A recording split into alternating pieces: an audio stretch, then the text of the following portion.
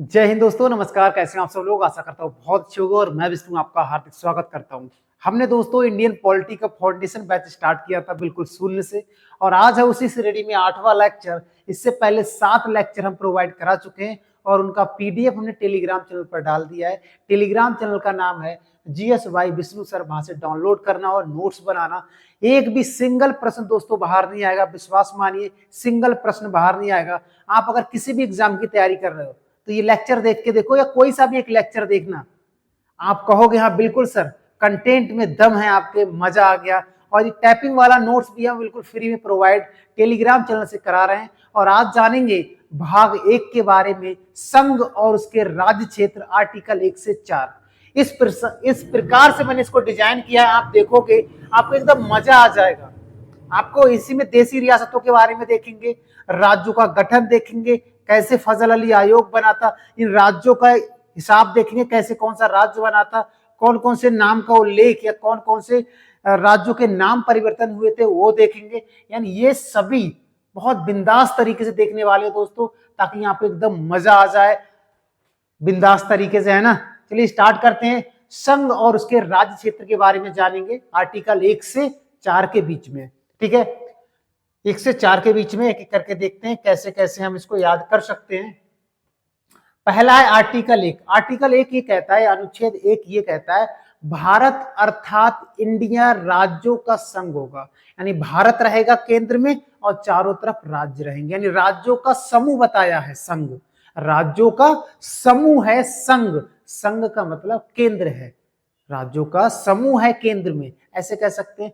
और वर्तमान में कितने राज्य हैं? 28 राज्य हैं और 8 केंद्र शासित प्रदेश हैं जो आर्टिकल 1 के अंतर्गत आते हैं। हाँ या ना, समझ में आ गया? आ गया, यही लिखा हुआ है। दूसरा अनुच्छेद क्या कहलाता है? संसद को ये शक्ति है, संसद को यह शक्ति है कि नए राज्य की स्थापना और प्रवेश संबंधी प्रावधान कर सकती है। याद रखना, दो में दो बातें याद रखनी है, दो में दो बातें याद रखनी है। एक तो आपको प्रवेश राज्यों का और दूसरा स्थापना। ये दो में दो बात, नए राज्यों का प्रवेश और नए राज्यों की स्थापना।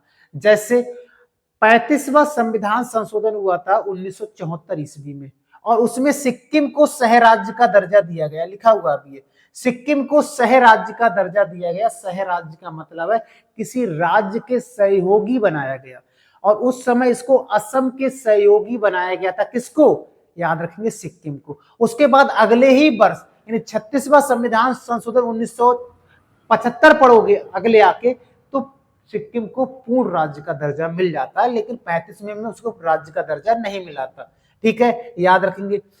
तीसरा है, किसी विदेशी क्षेत्र को भारत में मिलाने पर, किसी विदेशी क्षेत्र को, कोई भी क्षेत्र हमने मान लो पाकिस्तान का कोई क्षेत्र ले लिया, तो वो किस आर्टिकल के तहत प्रवेश होगा? आर्टिकल 2 के अंतर्गत। किसके अंतर्गत? आर्टिकल 2 के अंतर्गत होगा, याद रखेंगे। यही कहा गया, विदेशी राज्य क्षेत्र को भारत में शामिल कर सकेगी, याद रखेंगे। और एग्जाम्पल मैंने लिखा है कि 35वें संविधान संशोधन 1974 के द्वारा सिक्किम को सह राज्य का दर्जा दिया गया। ये प्रश्न भी कई बार पूछा गया था कि किस संविधान संशोधन को में सिक्किम को सह राज्य का दर्जा दिया गया? 35 में। और पूर्ण राज्य का दर्जा 36वें संविधान संशोधन 1975 के अनुसार, याद रखेंगे। बात करेंगे अनुच्छेद 3 की। अनुच्छेद 3 में 3 बातें आपको याद रखनी है। कितनी? 3 बातें। 2 बातें 2 में याद रखनी, नए राज्यों का प्रवेश और नए राज्यों की स्थापना। 2 में 2 बातें, 3 में नए राज्यों का गठन, नए राज्यों का निर्माण और राज्यों के नामों में परिवर्तन। 3 बातें, गठन, निर्माण, नामों में परिवर्तन। किसके? राज्यों के। किसके? राज्यों के, याद रखेंगे। पूरा क्या कहता है? पूरा देखते हैं। संसद को यह शक्ति है कि नए राज्यों का गठन कर सकती है। कैसे करेगी? बताएंगे। नए राज्यों का निर्माण कर सकती है, बिल्कुल। किसी भी राज्य क्षेत्र को घटा या बढ़ा सकती है। 2 राज्यों के बीच में किसी एक जिले या पर्टिकुलर कोई क्षेत्र को लेकर विवाद चल रहा है, तो उसको घटा या बढ़ा सकती है। आर्टिकल 3 के अंतर्गत 2 राज्यों के बीच का जो भी विवाद होगा भूमि संबंधित, याद रखेंगे। नए राज्यों के नामों में परिवर्तन कर सकते है ना। कहने का मतलब ये है, 3 में 3 बातें याद रखनी, 2 में 2 बातें याद रखनी। आगे बढ़ते हैं, आगे बढ़ते हैं। उसके बाद है, नोट करके है कि जो आर्टिकल 3 के अंतर्गत नए राज्य का निर्माण किया जाएगा वो किस प्रकार से होगा, कौन कौन व्यक्ति उसमें सहयोग देगा, किस सदन में पेश होगा विधेयक, किसमें नहीं होगा, इसी में आगे बात करते हैं। नोट करके है, नए राज्यों का निर्माण संसद के किसी भी सदन में लाया जा सकता है, चाहे लोकसभा में ला सकते हो और चाहे राज्यसभा में, किसी भी सदन में लाया जा सकता है, लेकिन राष्ट्रपति की सिफारिश जरूरी है। राष्ट्रपति कहेगा तभी लाओगे, वरना नहीं लेके आ सकते। राष्ट्रपति नहीं कहेगा तो आप नहीं लाओगे किसी भी सदन में, याद रखेंगे। पहला फैक्ट कहता है राष्ट्रपति प्रस्ताव से को संबंधित राज्य या राज्यों के पास भेजेगा, यानी राष्ट्रपति उसी प्रस्ताव को उसी राज्य में भेजेगा जहां वो संशोधन की बात कर रहा है। फॉर एग्जाम्पल बिहार की बात कर रहा है, वो बिहार में कह रहा है कि संशोधन करना है, किसी में संशोधन करना है, तो बिहार में संबंधित राज्य को भेजेगा, जिसका उद्देश्य क्या है, केवल राज्य का विचार जानना है कि उसका विचार क्या है, करेगा या नहीं करेगा या कुछ समय बाद करेगा। और राष्ट्रपति इसके लिए समय सीमा निर्धारित कर सकता है। राष्ट्रपति कह सकता है बिल्कुल 3 महीने के बाद देख लेंगे, 4 महीने के बाद देख लेंगे, यानी समय सीमा तय कर सकता है। याद रखेंगे कौन, राष्ट्रपति। दूसरा है राज्य का जो विचार है, जो ये वाला विचार है, ये बाध्यकारी नहीं होगा। राज्य में जो विचार है, कोई भी राज्य विचार देगा, हाँ ठीक है कर दो, लेकिन वो बाध्यकारी नहीं होगा कि राष्ट्रपति उस पर अमल करे ही। याद रखेंगे। फिर तीसरा फैक्ट है राष्ट्रपति की अनुमति से सदन में प्रस्तुत होगा। मैंने एक बताया था कि राष्ट्रपति की सिफारिश से ही सदन में लाया जा सकता है, वैसे नहीं लेके आ जा सकता है। चौथा है साधारण प्रक्रिया से पारित होगा। कई प्रकार के पारित करने के प्रोसेस होते हैं, साधारण बहुमत, विशेष बहुमत। तो साधारण का मतलब होता है 50+1। मान लेते हैं किसी के पास 50 वोट हैं, उनमें से 25+1 जिसको मिल गया, यानी वही हो गया साधारण विधेयक। 50+1 को ही साधारण विधेयक कहते हैं, याद रखेंगे। उसके बाद एग्जाम्पल मैंने लिखा हुआ है, बहुत इंपॉर्टेंट है, कई बार एग्जाम में पूछा गया है कि 36वां संविधान संशोधन के तहत सिक्किम को पूर्ण राज्य का दर्जा दिया गया था। कब हुआ था 36वां? 1975 में। लिखा नहीं है, लिख लेना, 1975 में हुआ था 36वां संविधान संशोधन, और उसमें सिक्किम को पूर्ण राज्य का दर्जा दिया गया था, याद रखेंगे। पहले नेफा कहा जाता था अरुणाचल प्रदेश को, वर्तमान में अरुणाचल प्रदेश कहते हैं। ठीक उसी प्रकार से जैसे उत्तरांचल को उत्तराखंड कहा जाता है ना। आर्टिकल 3 के अंतर्गत नामों में भी परिवर्तन कर सकते हैं, ये याद रखना है। स्क्रीनशॉट लेना मत, पीडीएफ आपको मिल जाएगा, कहां से, टेलीग्राम चैनल से, याद रखेंगे। उसके बाद मैंने तीसरा था, पहला तो हमने गठन देख लिया राज्यों का, दूसरा नामों में परिवर्तन देख लिया। अब देखेंगे कि जो सीमाओं में परिवर्तन कैसे होता है। जैसे 100वां संविधान संशोधन हुआ था 2015 में, और इसमें क्या हुआ था, भारत और बांग्लादेश के बीच में 3 बीघा भूमि विवाद था। 3 बीघा कॉरिडोर भी कह सकते हैं, 3 बीघा गलियारे भी कह सकते हैं, ये विवाद था। तो इसका निपटारा किया गया था 2015 में, निपटारा हो गया। इसमें क्या कहा गया था, 111 गलियारे का मतलब है संकीर्ण रास्ता, संकीर्ण रास्ता गलियारे का मतलब है। तो 111 संकीर्ण रास्ते भारत ने बांग्लादेश को दे दिए, और बांग्लादेश से कितने लिए, समझ रहे हैं ना, 51। भारत हमेशा देता ही है। तो याद रखेंगे कि ये समझौता हुआ था, इसमें 111 गलियारे भारत ने बांग्लादेश को दिए थे, और भारत ने बांग्लादेश से 51 गलियारे लिए थे। इस समझौते का निर्धारण हो गया 2015 में, याद रखेंगे, प्रश्न पूछा जाता है। बात करते हैं देशी रियासतों का एकीकरण। जब देश आजाद हुआ था दोस्तों, तो पूरा भारत बिखरा हुआ था, छोटी रियासतें बड़ी रियासतों में, और पूरे बिखरे हुए भारत को समेटने का, यानी एक करने का कार्य किसने किया था, सरदार वल्लभ भाई पटेल ने सभी छोटी बड़ी रियासतों को एक किया, और इसलिए उनको एकीकरण का बिस्मार्क भी कहा जाता है। एकीकरण का बिस्मार्क सरदार वल्लभ भाई पटेल को किया जाता है। और याद रखेंगे इनके साथ एक व्यक्ति ने बहुत ज्यादा हेल्प किया था, वो कौन थे, बीपी मेनन। इनका भी कभी कभी नाम क्वेश्चन में आता है, तो आपको याद रखना है कि इनके साथ में और कौन था, तो याद रखेंगे बीपी मेनन थे, याद रखेंगे। और इन्होंने लगभग 552 रियासतों में से, यहाँ लिखा है 549 रियासतों को भारत में विलय करा दिया, यानी एक हो गए। बची थी 3 रियासतें, कौन कौन सी, हैदराबाद, जूनागढ़ और कश्मीर, ये बड़ी रियासतें थी। इन्होंने विलय नहीं किया था, ये अपने मन से अलग रहने का काम कर रहे थे कि हम अलग रहेंगे, अलग संविधान लेंगे, यानी सब कुछ अलग अलग चाहिए इनको। लेकिन सरदार वल्लभ भाई पटेल ने कहा अगर भारत के ऐसे टुकड़े हो गए तो कैसे काम चलेगा, इनको भी एक करना है। तो आगे देखते हैं आगे कैसे इन लोगों को एक किया था। तो पहला फैक्ट कहता है सैन्य अभियान, सेना अभियान से हैदराबाद का विलय कर लिया भारत में, याद रखेंगे। जनमत संग्रह से जूनागढ़ का विलय कर लिया था। तो प्रश्न आता है कि जूनागढ़ का विलय कैसे किया गया था? जनमत संग्रह से किया गया था और विलय पत्र से कश्मीर का विलय भारत में कर दिया गया था। राजा हरि सिंह थे जब विलय किया गया था और पाकिस्तान ने कवालियों के भेष में आकर आक्रमण कर दिया था जम्मू कश्मीर पर। उस समय ये बिल्कुल भाग पाकिस्तान में ही चला जाता था, लेकिन सरदार वल्लभ भाई पटेल और राजा हरि सिंह हिंदू थे और उन्होंने विलय पत्र पर हस्ताक्षर कर दिए थे। तो याद रखेंगे, विलय पत्र के हस्ताक्षर पर जम्मू कश्मीर का विलय भारत में हो गया था। अब विलय हो गया, अब भारत में बात चल रही थी कि भारत में राज्यों को भाषाई आधार पर अलग किया जाए। किस आधार पर? भाषाई आधार पर अलग किया जाए। इसका जोरों शोरों से आंदोलन चल रहे थे दक्षिण भारत में। अब देखते हैं आगे का प्रोसेस क्या है। फिर उसके बाद धर आयोग आया था। धर आयोग आया था कि राज्यों को अलग कर दिया जाएगा। किस आधार पर बताया था, आगे देखते हैं। इसने का गठन अगर पूछा जाएगा तो 1948 ईस्वी में हुआ था, 17 जून को गठन हुआ था। और ये धर आयोग कौन थे? नेक्स्ट लिखा है इलाहाबाद के सेवानिवृत्त या रिटायरमेंट जज थे जिनका नाम था एस.के. धर। फुल फॉर्म है सुमन कुमार धर, यही थे। इनकी अध्यक्षता में, याद रखेंगे, डॉक्टर राजेंद्र प्रसाद भी इसमें शामिल थे।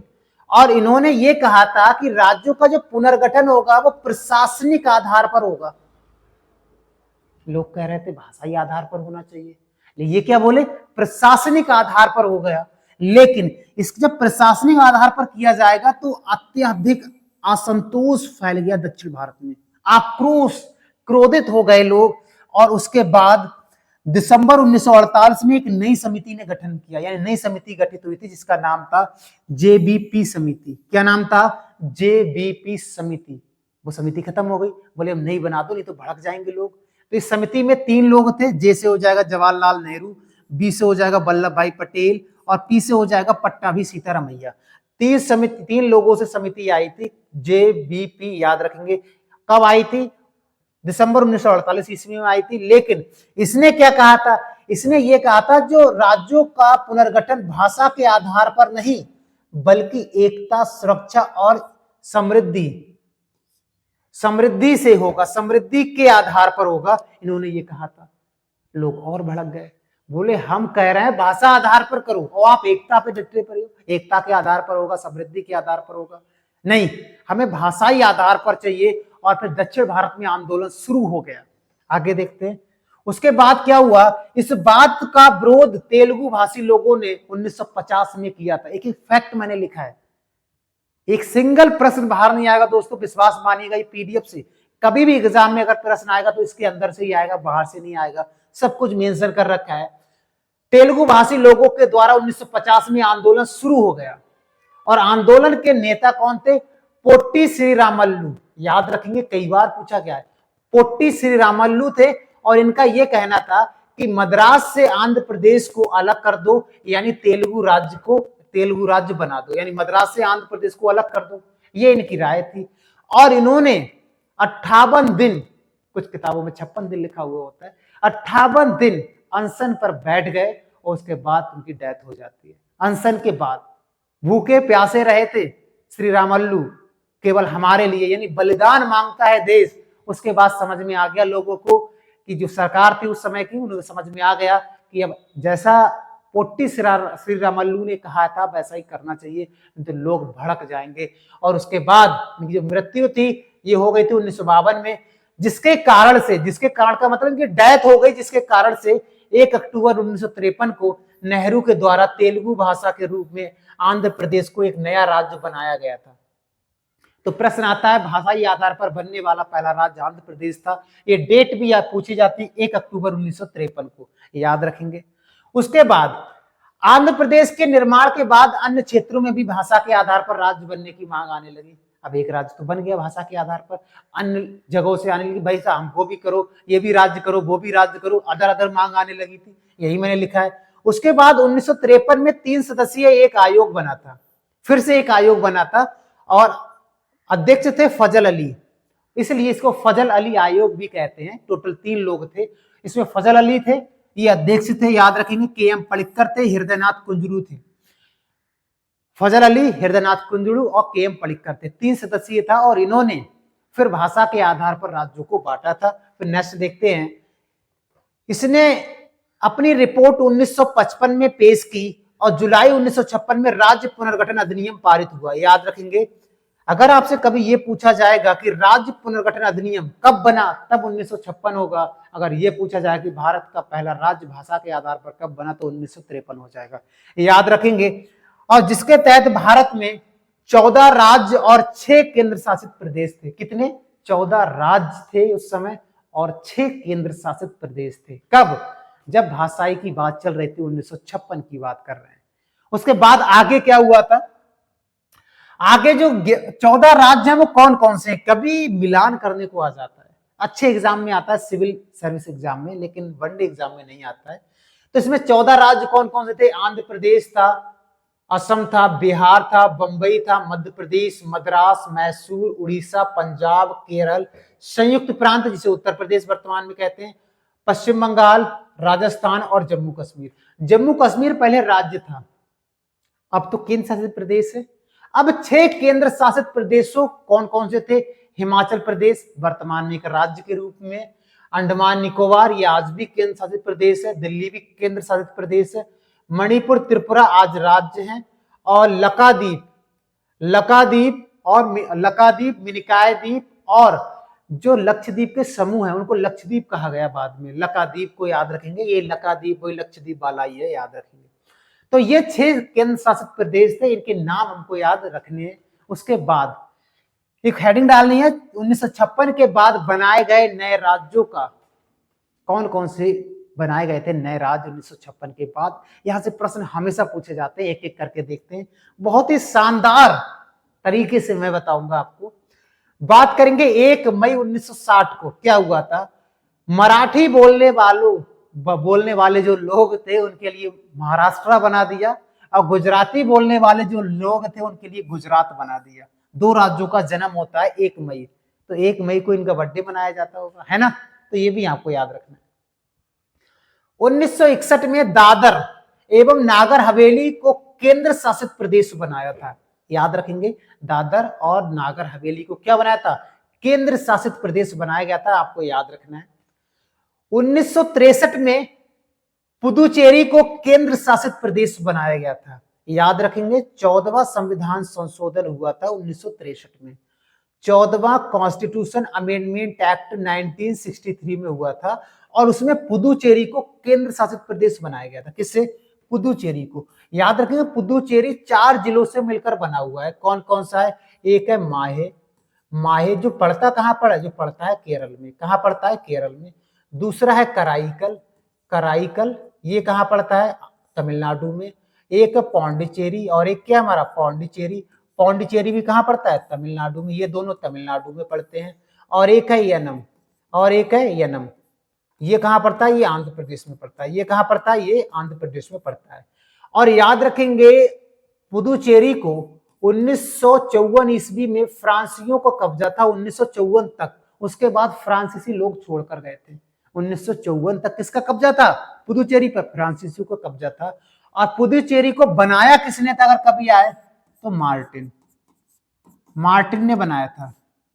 फ्रैंकोइस मार्टिन ने बनाया था। ये आपको याद रखना है। किसको? पुदुचेरी का पहला संस्थापक भी यही था। नेक्स्ट है 1963 में, अभी 14वां देखा था, 13वें संविधान संशोधन 1963 के अनुसार, 13वां कॉन्स्टिट्यूशन अमेंडमेंट एक्ट 1963 के अनुसार असम से नागालैंड को अलग राज्य बनाया गया था। यानी हम ये कैसे, नागालैंड को राज्य बनाया गया था 13वां संविधान संशोधन 1963 के अनुसार। किससे? असम से अलग करा के। असम का ही हिस्सा था पहले नागालैंड, याद रखेंगे। उसके बाद क्या हुआ था? 1 नवंबर 1966 को, कब? 1 नवंबर 1966 को 2 राज्य और 1 केंद्र शासित प्रदेश बना था। कौन कौन सा? हरियाणवी बोलने वालों के लिए हरियाणा, पंजाबी बोलने वालों के लिए पंजाब, और एक चंडीगढ़ बना।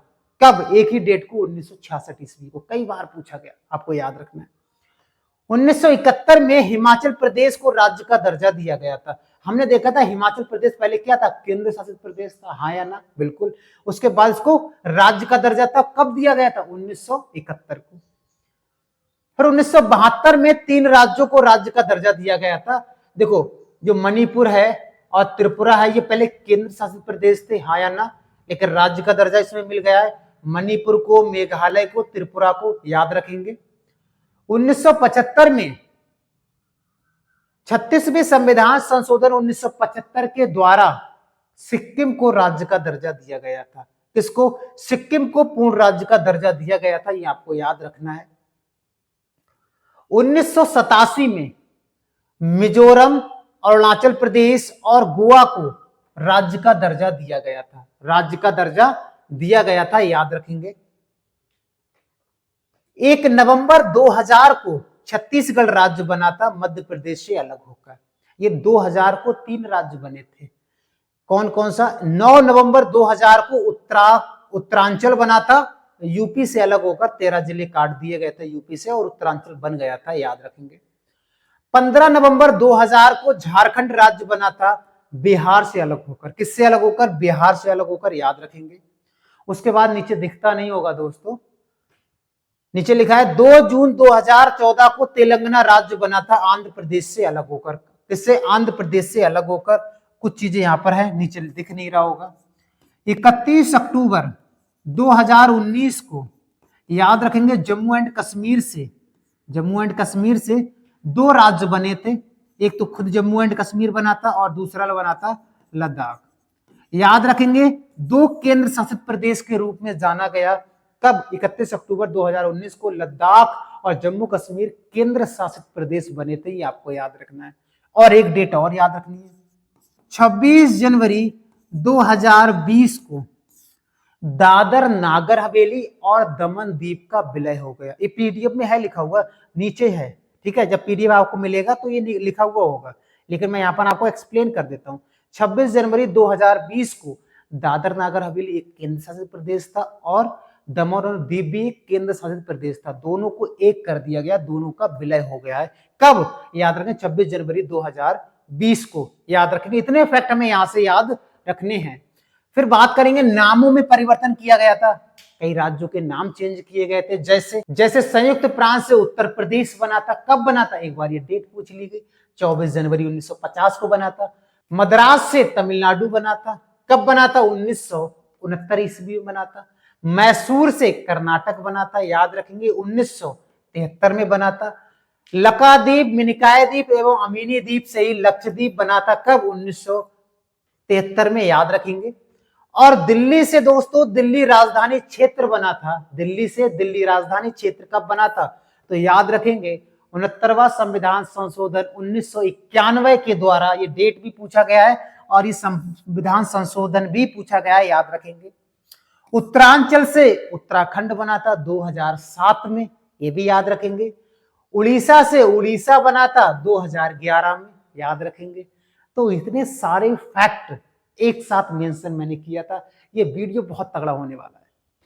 अब बात आर्टिकल 3 तक हम कर चुके हैं, ये आर्टिकल 4 है। इसमें कहा गया है कि आर्टिकल 2 और 3 के तहत संसद जो कार्य करेगी, आर्टिकल 2 में राज्यों का गठन, राज्यों का प्रवेश, राज्यों की स्थापना या राज्यों का निर्माण, गठन या नामों में परिवर्तन करेगी, तो ये कहा गया है कि आर्टिकल 368 के अनुसार संविधान संशोधन नहीं माना जाएगा।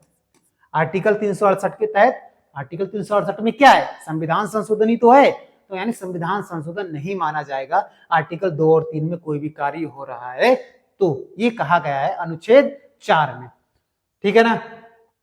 तो आज के लिए इतना ही दोस्तों। वीडियो कैसा लगा कमेंट करके जरूर बताना। पीडीएफ कहां से मिलेगा? ये पीडीएफ टेलीग्राम चैनल पर जीएस बाय विष्णु सर्च करोगे, वहां पर मिल जाएगा। और मैंने बहुत सारा कंटेंट पीडीएफ के फॉर्म में, लेक्चर फॉर्म में डाला है। और ये दोस्तों बिल्कुल स्टार्टिंग से हमने पॉलिटी स्टार्ट किया था और बहुत बिंदास तरीके से समाप्त करेंगे। सिंगल प्रश्न बाहर नहीं आएगा दोस्तों आपके एग्जाम में, है ना। कैसा लगा वीडियो कमेंट करके दोस्तों को शेयर जरूर कर दिया करो। चैनल पर नए हो तो वीडियो को लाइक और सब्सक्राइब कर सकते हो अगर मजा आया हो तो, वरना कोई बात नहीं। मिलते हैं नेक्स्ट वीडियो में। जय हिंद दोस्तों।